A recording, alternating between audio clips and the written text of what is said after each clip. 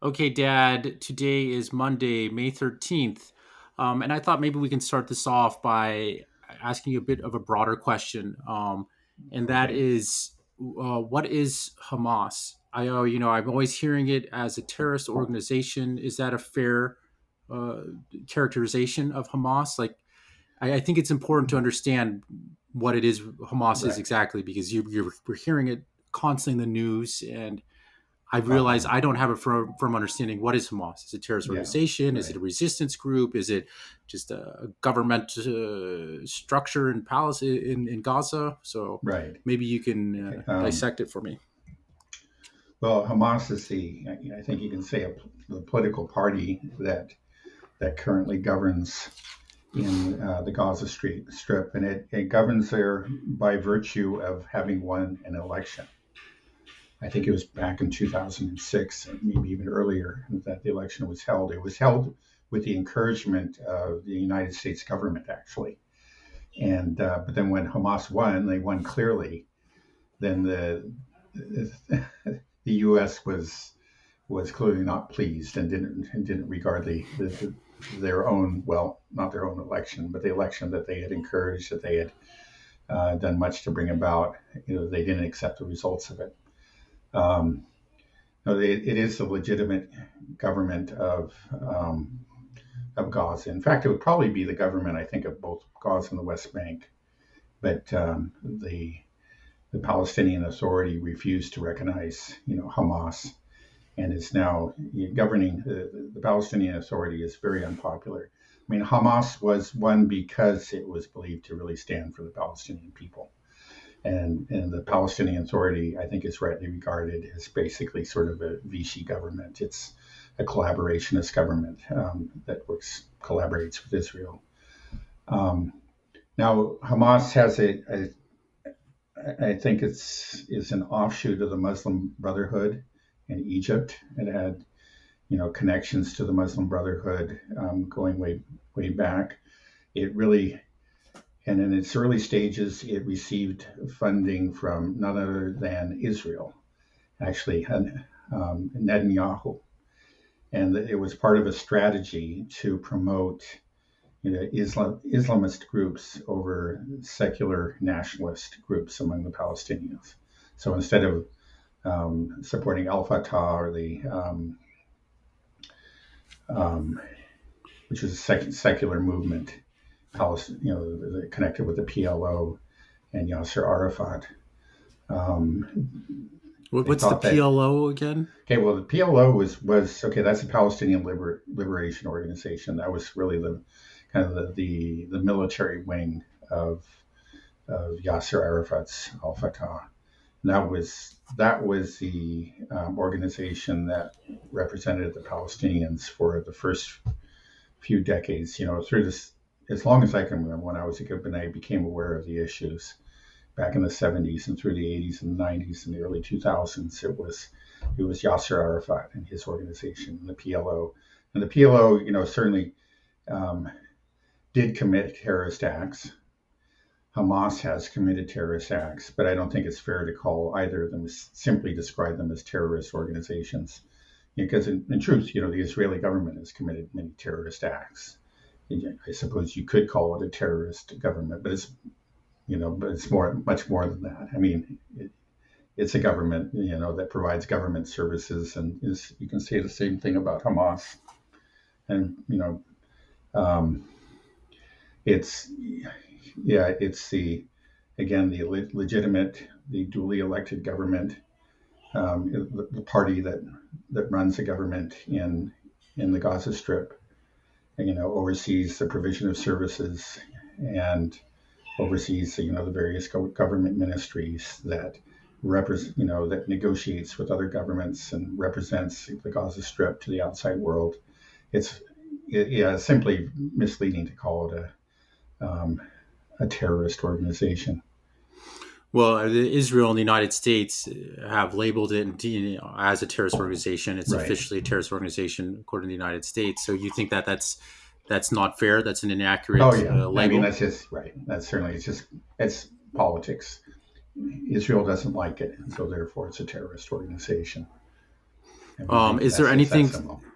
Is there anything specifically in the charter of the of Hamas that people like to point at as a makes it a terrorist organization? Because from the Israeli point of view, the Israeli side, they're always saying that we're trying to defend ourselves against genocidal Right. terrorists, which is Hamas, which is a terrorist organization and government. How do you respond to that when people say that, well, Hamas is just Well, is a terrorist organization?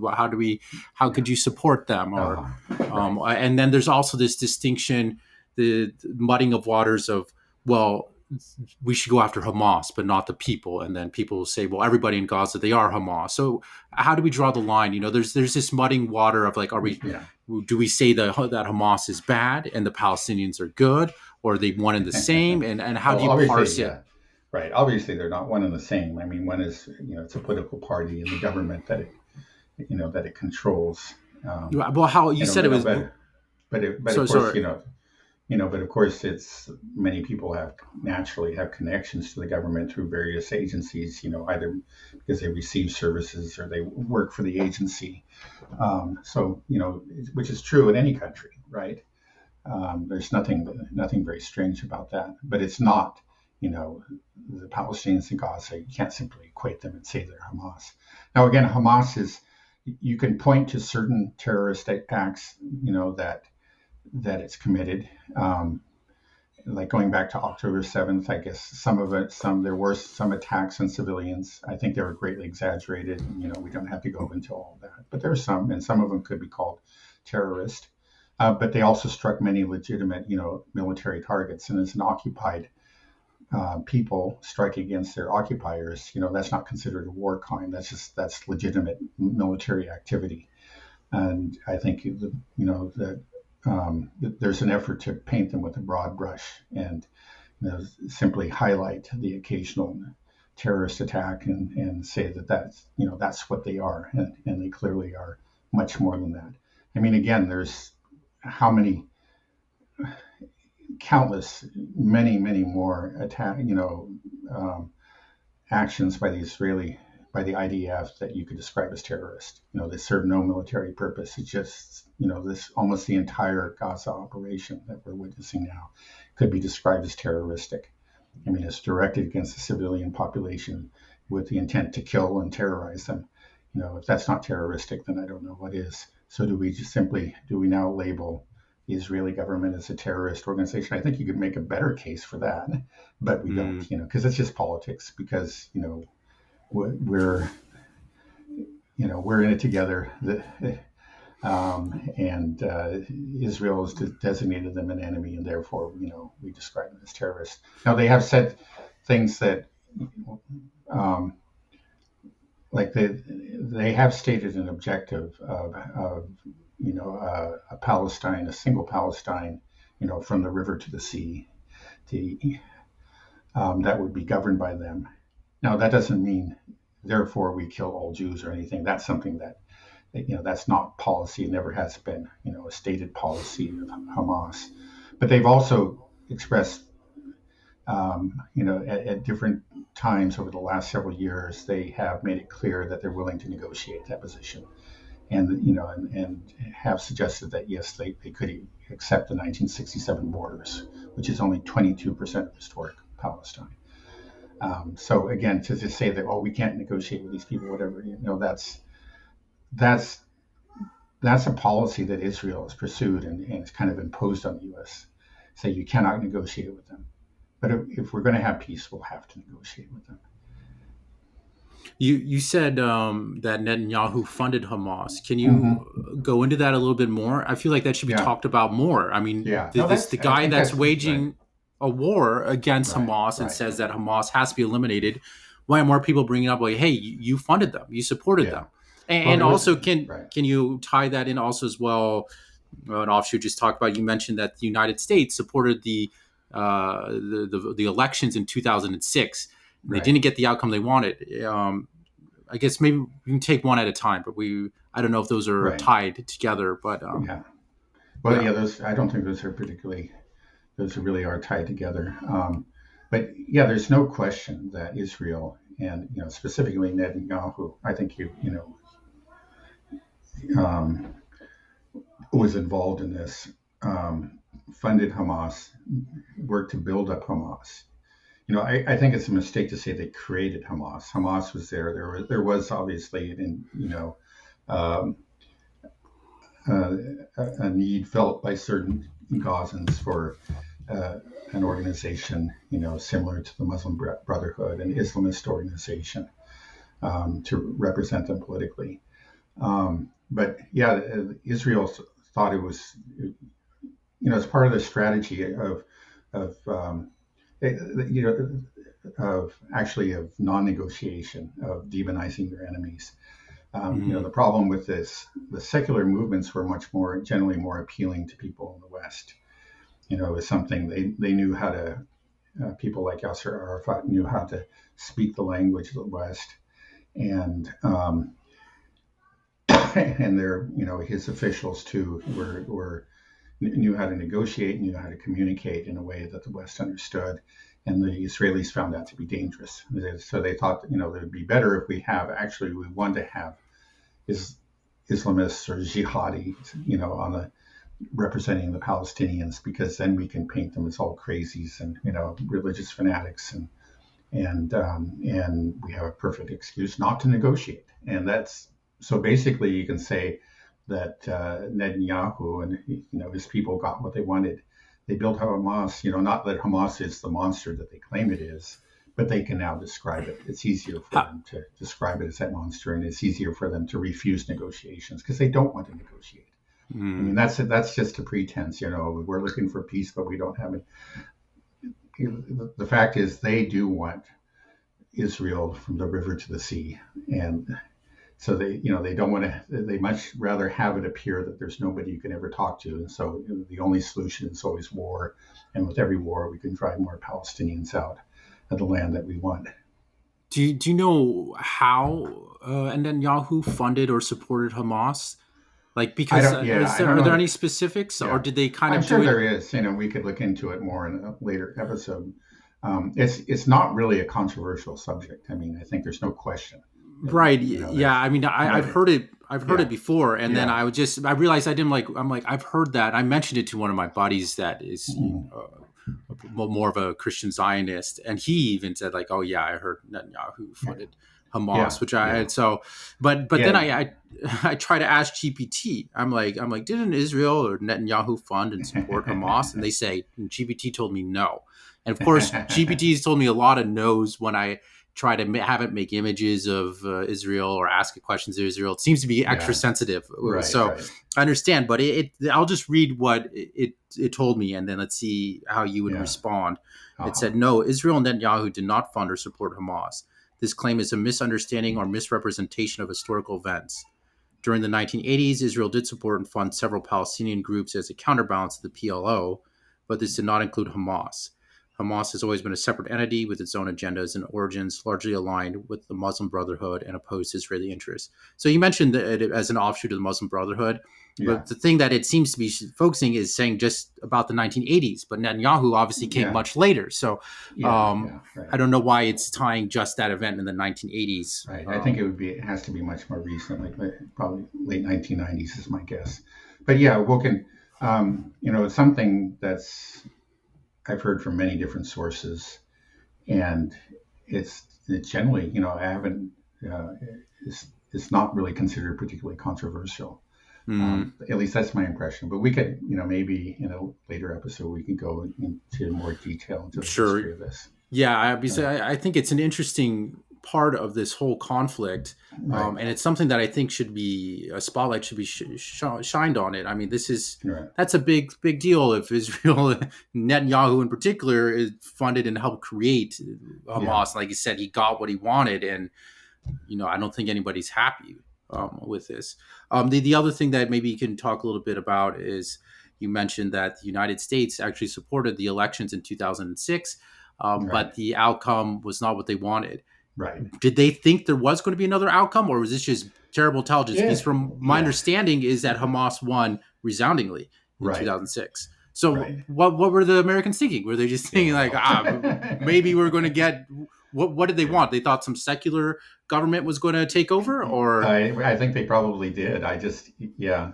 And maybe that they just, um, okay, they started pushing for elections as part of their, it was sort of like the freedom agenda, of the Bush administration, bringing democracy to the Middle East. And, so we're going to create these kind of democratic revolutions. And it was launched. So the election was launched there in Gaza, as part of that overall strategy, by people who but these people didn't understand what was going on the ground anywhere. I mean, in Iraq, it was clear that the people that are making these decisions just have no knowledge of these places and these people. do you Um, think the Israelis were aware that Hamas would win, and they maybe told the I U.S. think like, they, "Hey, yeah, it's hard to believe they just didn't know, yeah, that's quite, that's an interesting take on it. It may be that they were encouraged to do that by Israelis because, again, this is actually the organization they wanted to be in charge in Gaza. They figured, mm, again, it would just be easy to paint them as, I think, unfairly as terrorists and so forth. right." And that's And if clearly the what they've U.S. done. gave their blessing, then it's kind of like, okay, well, now that's what they got what they wanted. We can't really Uh-huh. walk it back as easily.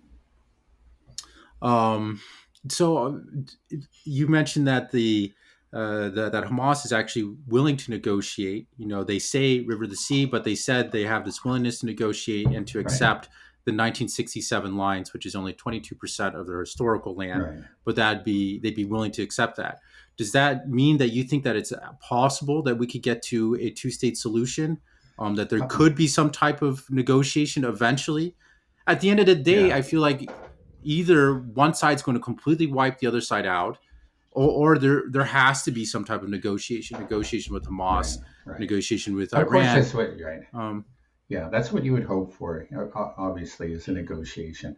And again, I think like the two-state solution based on the '67 borders, um, it would actually be very unfair to the Palestinians, but it's just better than what they have now, a lot better.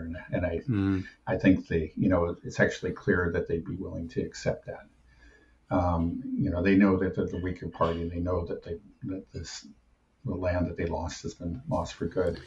I mean, but the I think that hope, for negotiations leading to a two-state solution is really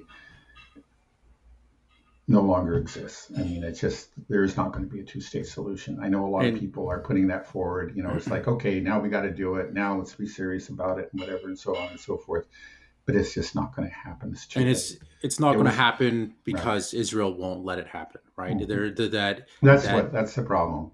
Again, if you look at him, it's technically, according to the '67 borders, it's 22% of Israel. But starting, shortly after their victory in the Six-Day War, Israel began planting these settlements. mm, Actually, they did it both in Gaza and in the West Bank.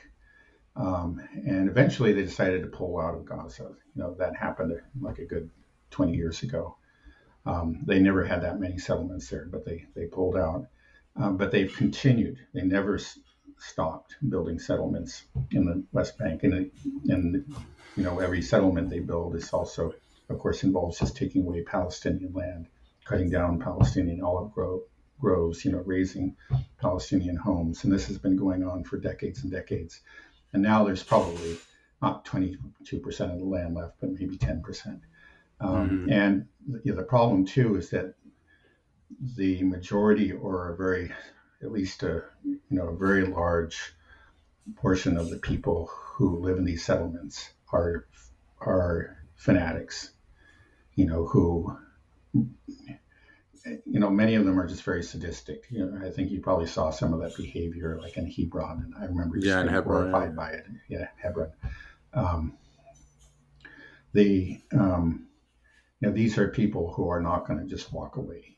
They probably they wouldn't walk away for $1 million, per person or something. They're going to stay and they're going to fight, and they're going to make it bloody. It's just not going to happen.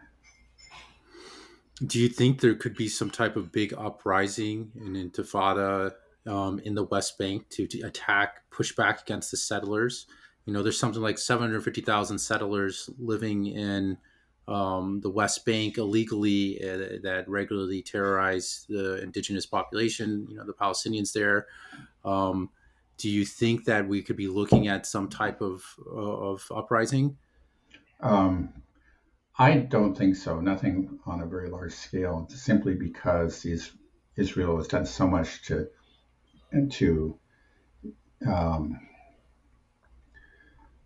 well to they essentially they just kind of made mincemeat. They've cut the West Bank into small pieces, and Mm, they right. can they allow a certain amount of travel from one micro territory to another now. But in the event of an uprising, they would be able to shut down those corridors and isolate the Palestinians in very, very small, Yeah. the small remaining territory that they have. I just don't think it's possible now. Mhm. Um, it is Gaza is spoken as basically an open air prison, and I don't think that was an inaccurate description. But it, you, I think you might be justified in saying that about the West Bank too. I mean, that's Mm. what it's becoming. I mean, there's again, if yeah, there's Mm. Yeah, no, I remember when I was there 12 years ago, having to go through checkpoints just to go from one part of the city to the right, next. right, It's crisscrossed. All these communities and right, districts are specifically walls built to make life difficult and to separate. You want to go right, to your job, it should only be a 5-minute walk, but you have to go through a 3-hour process to right. get across the wall. Yeah, so I understand. Um, but you said also that Palestine is the much weaker party, so they're not really in a position to negotiate much. So they will accept the 67 borders without qualms. Do you think that we can still say that Palestine is the much weaker party in light of recent events, that we have the rest of the collective global majority, the global South, backing Palestine now? We had South Africa bring a genocide case against Israel. I just saw that Egypt has brought is bringing a genocide case against Israel as Yeah, I think well. there's some. I believe they're just supporting the case that South Africa Oh, brought, okay. and I think Turkey has also. Okay, so anyways, there's more and more support coming into Right, Palestine. right. Palestine by itself is very weak, but hasn't the balance of power shifted a little bit now that Well, this will? potentially. I mean, the thing is that with the exception of the Yemenis, nobody's actually done anything about it. I guess you can now say maybe like the Turks are starting to do something that Erdogan cut off trade, so he's applying economic pressure, um, and of course, diplomatic pressure is being applied, but it really comes down as long as the U.S. is going to provide unqualified support to Israel, the Israelis just aren't going to care. You know, they're certainly not going to leave the West Bank. I mean, Do you even if think? Greater Israel decided that we should, you still have the problem of the fanatics who live there. Yeah, I just feel like that the dam might break at some point. Yeah, I mean, you just right. have the Yemenis, and okay, Turkey started placing some sanctions on Israel. It's a first step, but I think they are all regarded by a lot of people around the world as heroic. These actions of Yeah, placing yeah, sanctions, no question about it. and, and then I see footage on X of like an Egyptian football stadium where everybody's standing up shouting that we are for Palestine. We are Right, a lot of these protests. So I just feel like this right. this Well, groundswell is yeah, yeah, building, that right. a dam might break, and then all of a Yeah, sudden the U.S. could be giving right. support, but it may not matter. Yeah. Well, I think Is it's there going to is there matter. hope for people? Is there hope for I, people in Gaza? Is kind of what I'm um, asking. I, I hope against hope. I just don't see it. I mean, but of course, history. None of us could have foreseen these last several months either. It's just who knows. strange, what surprises lie in store, and what U-turns certain governments might make. But yeah, the basic problem is Israel and the U.S. and Israel is still clearly, is committed, a government and the society that supports it to driving the Palestinians out and creating a greater Israel. Mm. And the U.S. establishment, in spite of these student protests and so on, the U.S. establishment shows no real signs of reconsidering, their unqualified support for Israel. Mm.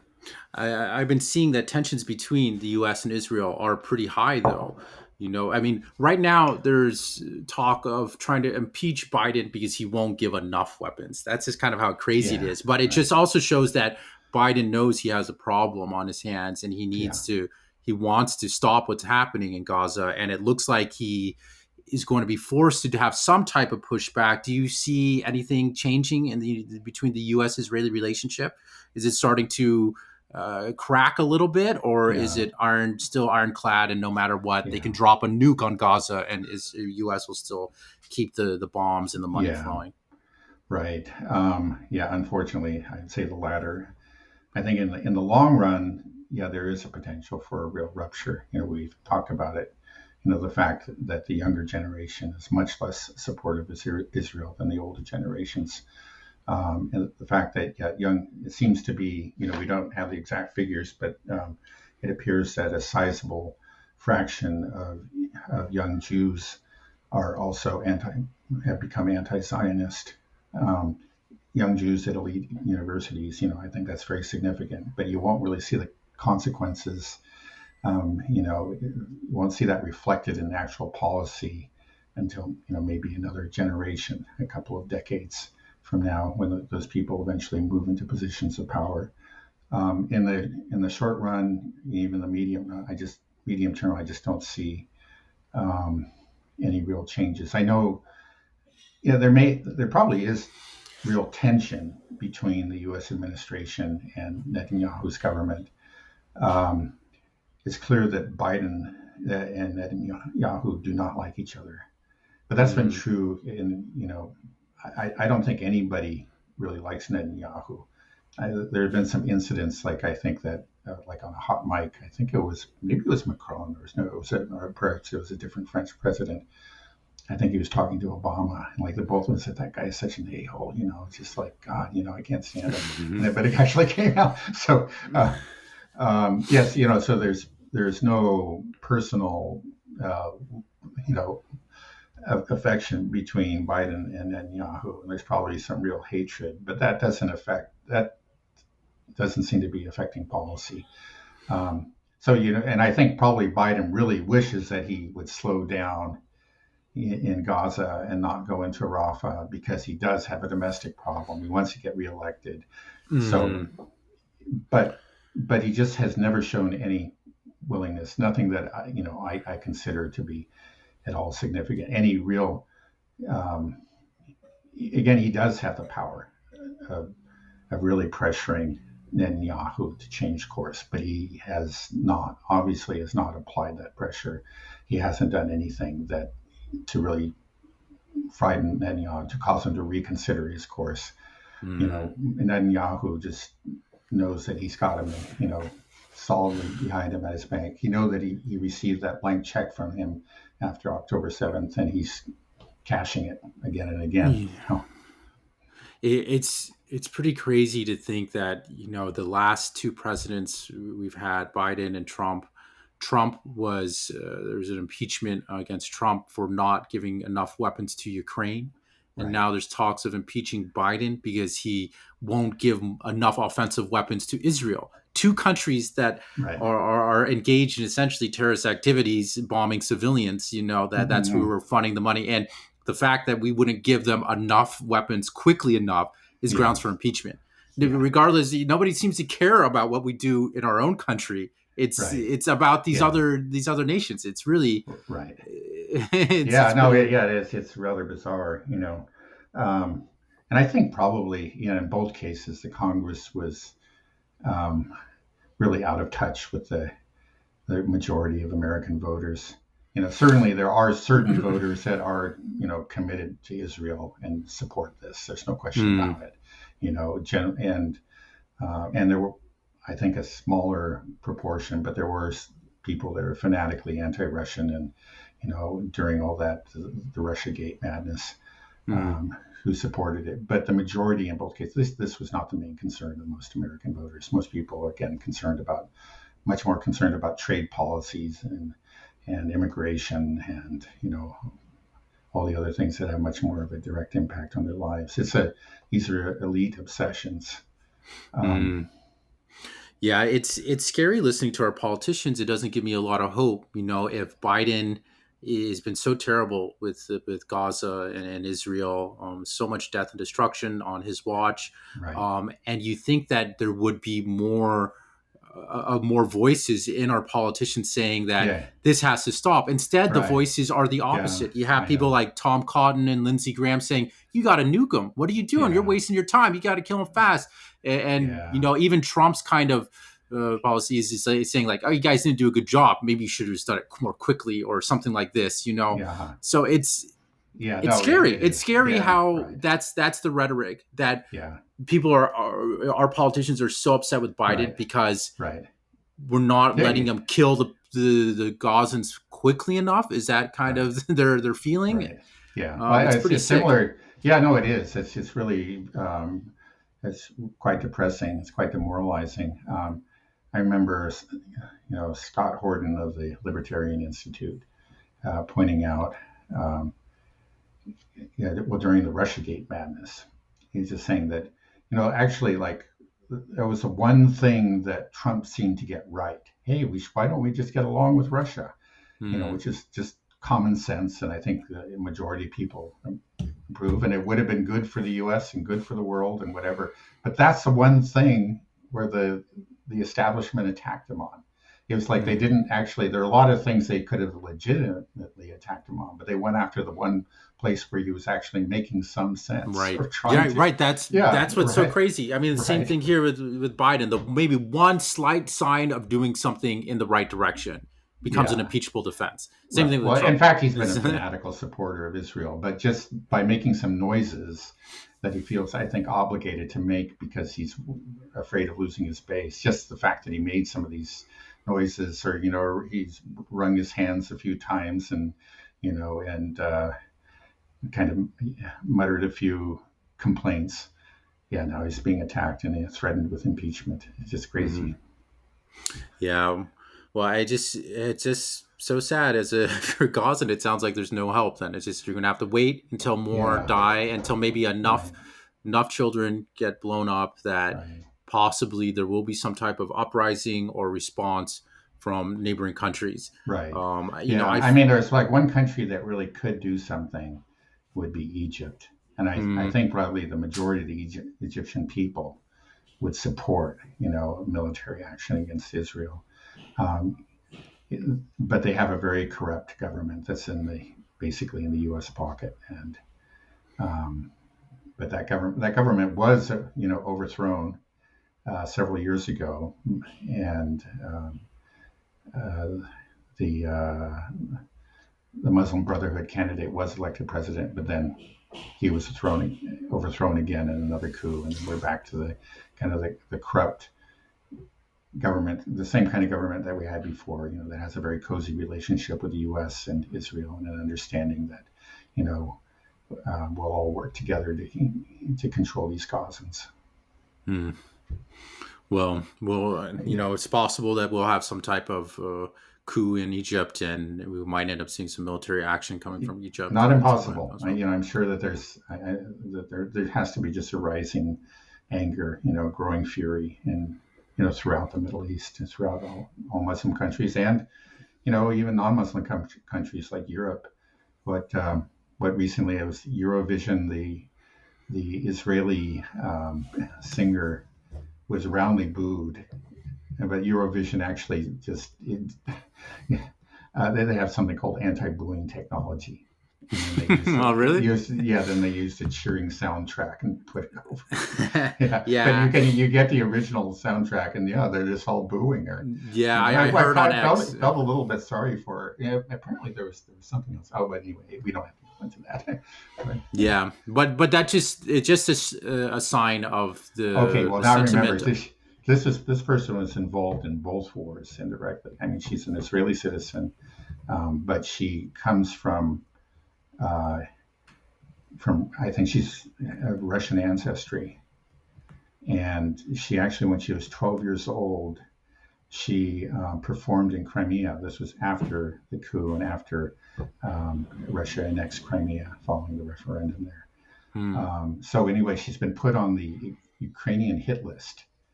You know, the one where when the person dies, they mark, you know, they mark or um, they label or insert a Liquidated, label right? next to the name, liquidated exactly. Hmm. So she's on this hit list, a kill list they call it. So so she's actually been sort of you know, she may be just a fine person, so you know, I kind of feel, but I think I would boo too, not because I disliked her, but it just Well, she they got represents it Israel. right exactly. It just shows the Right, global sentiment that Israel is just how isolated it's becoming right, and how much trouble it right, is, and then just us by extension. Um, right. I think probably again, it's just like, well, you can see in these recent votes, it was, I think the most recent one was in the General Assembly on the question of Palestinian membership, full membership in the UN.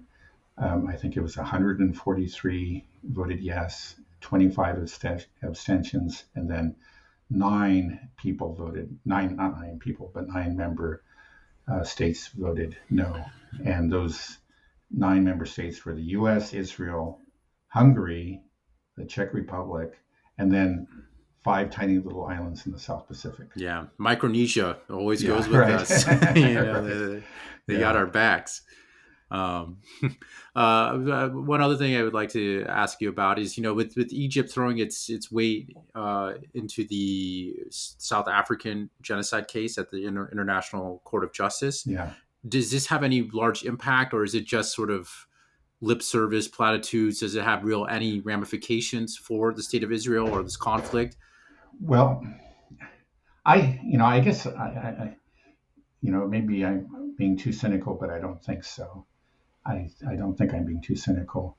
I would say that this is similar to some of the moves that the Biden administration has made recently. You know, Biden realizes that he's in danger of losing his base, but he, at the same time, he's committed to Israel. So his solution is to, okay, remain committed to Israel, but then to make noises and perform some symbolic gestures or whatever, with the hope that he can thereby, you know, pacify the growing discontent beneath him. And I think it's the same thing. I'm just guessing. You know, I haven't looked into it, but I wouldn't be surprised if that's what's going on with Egypt too. The Egyptian government understands that its policy vis-a-vis Israel and Gaza is very, very unpopular, and so it needs to do some things again to mollify, you know, the angry populace. Right. Okay, that makes sense. And in many ways, the ICJ is kind of a paper tiger, right? Because they have decisions, but there's no governing body to enforce those decisions. Right. Right. Yeah. But I mean, it, it symbolically it is important. I mean, the fact that um, Israel has been fighting this tooth and nail, whatever, tells you that they do not want to get that decision. It's going to hurt them, you know, Mm, diplomatically, and that does matter. And that's again, maybe true. not in the short run, but in the long run, it increases their isolation, and it could have well, in particular, economic consequences. It could lead to many economic sanctions, for example, Hmm. if Right. If that, it's you on know, writing that like yeah, stamped and everybody agreed, like, yep, right. you guys did genocide, that's a Yeah, bad mark. You and don't just want that label. yeah, and it actually will make it easier for a lot of governments to actually impose economic sanctions on Israel. I don't think they're going to use you know, to justify military action or anything like that, but they could still, it could hurt Israel. Do you think that they will find Israel guilty of genocide? I believe so. I But think that everything from I understand about the preliminary ruling was that that's where they were headed. They saw clearly there was very they described it as plausible evidence of genocide, and right, I think actually most people were surprised by how strong the decision was. There were mm, there was an effort, more than an effort. There the general handling of this news and the mainstream press in the West would say, "Oh, this was nothing." Basically they it was just uh, it wasn't the decision that the pro-Palestinian people wanted. But I think in general, pro-Palestinian people were actually very, very pleased with it and saw that these people were on their side, and it looks like they will conclude that genocide is being committed in Gaza. right. Well, for a country full of Jews, I'm sure there are a lot of lawyers. I'm sure they're very good. But why did they not understand to not publicly broadcast their genocidal intent? That's why I Yeah, think that it was so overwhelming. Is right, there were right, just a mountains of evidence right, on Israeli television, right, official right, Israeli statements, and spokespersons. I feel like they don't right, understand that if they're speaking Hebrew, that somebody can translate it, and that we can see what right. you're Yeah, saying: kill all the children, kill all the women. yeah, It's not a good look. And there's yeah. so many of these Right, statements right. from Yeah, that's very you true. know from the Right. Israeli A lot states. of people have commented on that, and then but even after the decision was made, they've continued to make these statements. It really hasn't stopped. We've discussed this earlier. It's not, this is a new Israel.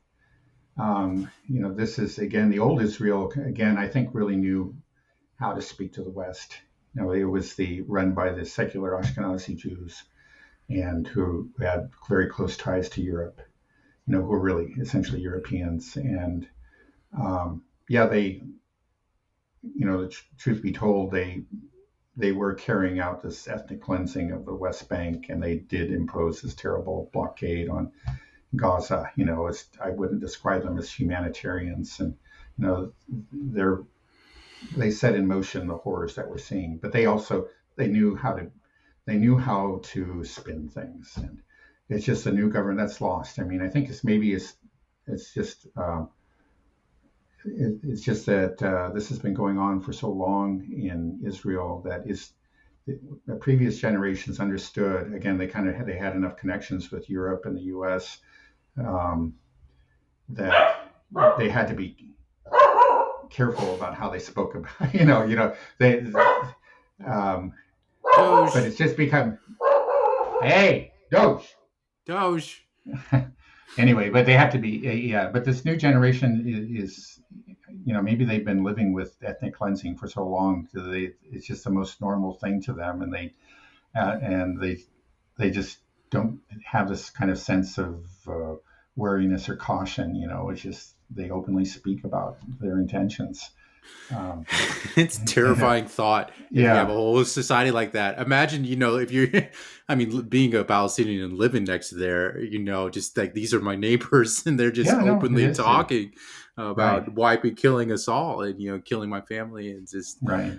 it's, it's Well, real it's insane. also, I think it's maybe a brutalizing effect of the occupation. I mean, it's just that people, there's a mandatory military service in Israel. It's been there for decades.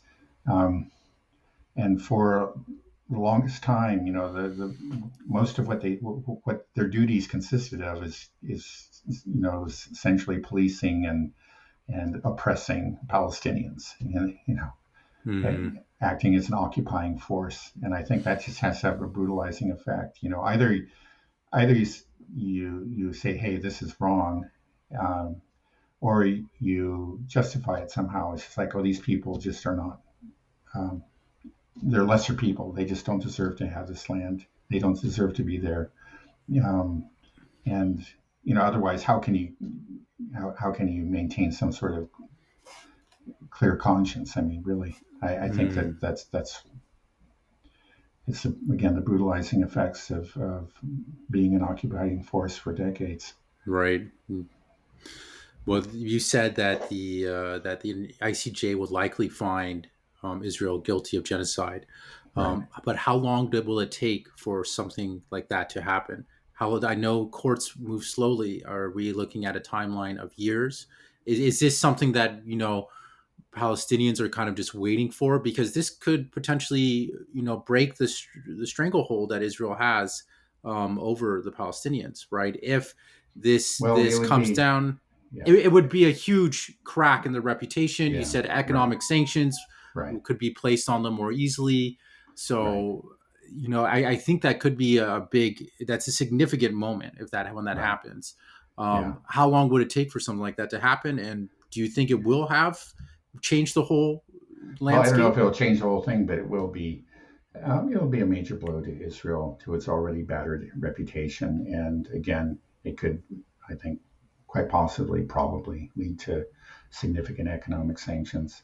My understanding is that the decision is supposed to come down sometime in the next few months. Oh, really? We'll That see. quickly? Yeah, The next few right. months? Oh, I Yeah, thought it I was guess going to I. be.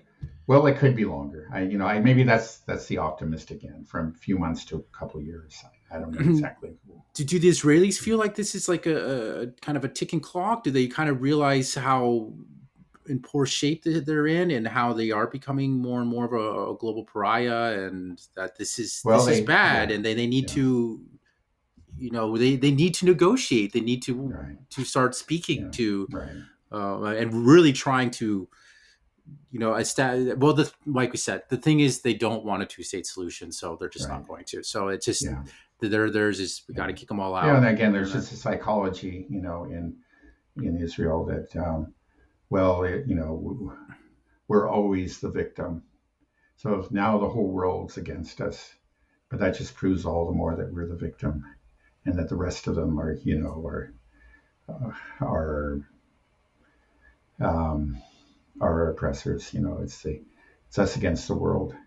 It seems like there's been a lot. I think that's one of the results of kind of this constantly um, reinforced Holocaust education in Israel and elsewhere.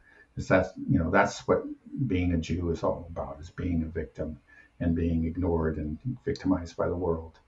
And unfortunately, so that they just don't have the psychology, or the they haven't developed the discipline of actually reflecting on their own actions. Well, wait, if everybody's criticizing me, there's a possibility that I might be doing something wrong. But that just doesn't seem to be there. yeah, There used to be more people like that in Israel, but yeah, those kind of people are vanishingly few now in Israel. yeah. I think we're understanding more and more how poisonous a victim mentality mindset is. Because we've been having this suppression Olympics here in the United States for a while too. This, Yeah, that really started going in the past 15 years or so, 20 years. But imagining a whole country where the basically identity is built off of this victim mentality from the Holocaust, that this is right, your defining thing. It right. just, it's not healthy. It doesn't seem like No, um, so yeah, I don't have a question here. Well, we'll just have to wait and see. Okay, well, is there anything else you'd want to go over? I know there are some events happening now in Kharkov that's starting to take off, but maybe we can save right. that for another podcast. If there's some quick updates that you have for us in the Middle East, something that I can update. We kind of just gone over just the Yeah, history, theoretical right. possibilities, two-state solutions, etc. But Right. Well, Israel is going into Rafah. They are striking it, and both on the ground and from the air. Um, and the thing is, we just don't know really how many Palestinians are being killed. The problem is that, this was kind of like the last refuge in Palestine. And now that it is under attack, what's left of the medical system is now falling apart. So medical workers can't travel to. It used to be that they could go to the building, the buildings that were recently destroyed, and count the victims. Now they often can't make it there. And then, a lot of the counting of casualties was done in the hospitals. But now there are so few medical institutions that are still functioning in any meaningful way. It's hard, can't, we just can't, they can't even do that. And then I heard just quite recently, like all internet was cut off. So we just don't know exactly what's happening. But I think we can be certain that it's bad. And there have been direct attacks on refugee camps. Um, So Yeah, it is. The horror continues. We don't have quite. We're not getting all the images and the statistics now, but that's not because that it's slowed down. It's maybe even the opposite. It's just because things have become so bad that again the institutions that were collecting these statistics and passing on this information are no longer able to do so. yeah. Well, that kind of explains what we were talking about before about the casualty numbers seem to have gotten stuck at 34,000. Uh, And it's my people are saying because they've destroyed the hospitals. There's no way to verify these things anymore, or very difficult to. Um, yeah. So I had a question, but it just slipped my mind. Uh, okay. Well, we'll okay. forget about it. Okay. Well, yeah. If you remember, you can bring it up. Yeah. I guess we could. I don't know how much time we have left, but we could talk quickly about Kharkov because that's a significant development. Okay. Yeah. Okay. Well, so yeah, let us know what's going on in Yeah, Kharkov so now. there clearly is some kind of offensive underway. It's not full scale. I think it's just something like maybe a half dozen battalions, so that the Russians haven't committed all the forces that they had gathered up there in the north, but they committed a significant fraction of them, and they've already taken over 100 square kilometers, about a dozen villages. A lot of these were very small, and now they are in the process of capturing a couple of you know towns. So I think they're like 15 to 20,000 in population, at least prior to the battle. Um, so you have this is if you want to compare this to the the Ukraine summer offensive of 2023, the contrast is quite obvious. The Russians essentially, just walked right in. There was very little resistance. They took a number of prisoners, and a lot of the Ukrainian soldiers turned around and fled, including there were a number of these extreme right militias there, and among them the so-called like Russian forces, the Russian neo-Nazi forces that had been involved in some attacks on border villages on the Russian side of the border there. Um, but they didn't, but they put up very little resistance. Um, so if you can say, well, this is not actually supposedly Ukraine has a defense line, a line of fortifications of some sort that it built farther back, and the Russians haven't quite reached that yet. Now, similar to what happened, against what the Russians had in Zaporozhye, for example, last year. They built something like 5 or 6 um, fortified lines, and then they had what was called like a crumple zone or a security zone before the first one.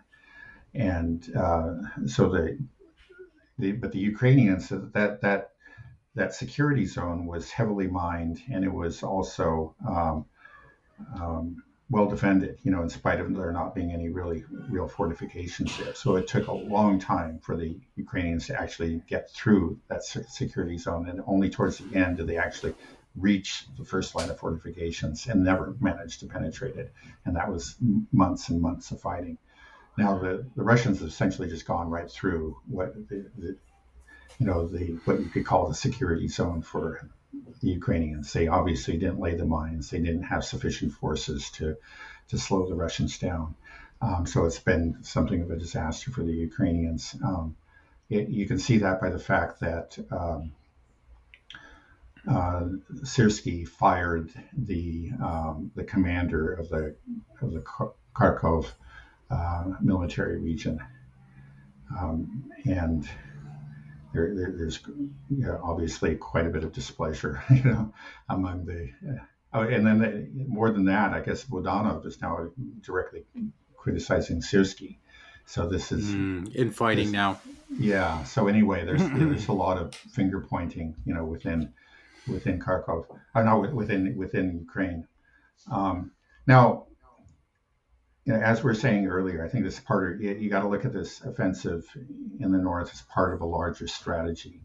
Maybe I think there are at least a couple of objectives here, and one is to create this buffer zone to prevent the kind of attacks that we've been seeing, on civilians in Belgorod, to push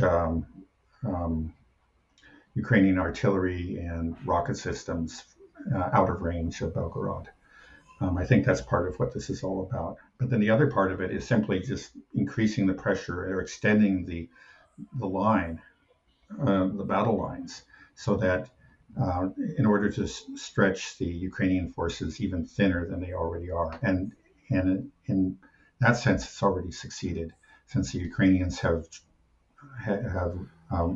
now in the process of redeploying like a half a dozen brigades from places where they're sorely needed, like in the Avdiivka area and the Chasiv Yar and Kherson, apparently. So they're to slow the Russians up in the north. They're thinning their lines in the south, and that's of course going to just make it easier for the Russians in the south. So even if they slow things down and maybe even stop, stabilize the line in the north for a while, they will have done that at the expense of their lines in the south. That's kind of they're in a kind of a lose-lose situation now. Just like whatever they just don't have the reserves to plug the holes anymore. So they just have to plug one hole. They open up another hole somewhere else, or several holes, right? as they and Right. more and more, and they can't plug them all up. Yeah. So we're looking for when we said that we're in the end game. It seems to be true. It seems to be going from bad to worse. I don't know if we're quite at a situation where we're at a full scale rout, but it seems like that could be coming within a matter of weeks. Also, we have the Zelensky's term is supposed to end in 1 week, and it's interesting that you mentioned that Budanov is blaming Sirski, and Sirski blaming Budanov. It's just more sign of this infighting, and so I think we'll probably see some real shakeups here as the front line begins to collapse and as Zelensky's term supposedly ends. I personally think that we're going to see a lot of political shakeups happening at the end of this month in Ukraine. Do you think so as well? I think it's very possible. It seems inevitable. I mean, it's the bad news pours in. It's just going to, the unhappiness increases among the rank and file, and I think that Zelensky's days are numbered. Okay, well, it'll be an interesting week. Okay, I think we can stop there. Unless there's anything else you'd like to add, Dad? I think we can stop there. Yeah. Okay, sounds good. All right. Well, let's see if we'll get if this video will be up, our first video. Oh, now TJ's calling me. Better end it now. Okay, bye-bye. All right, we'll talk to you later. Bye-bye.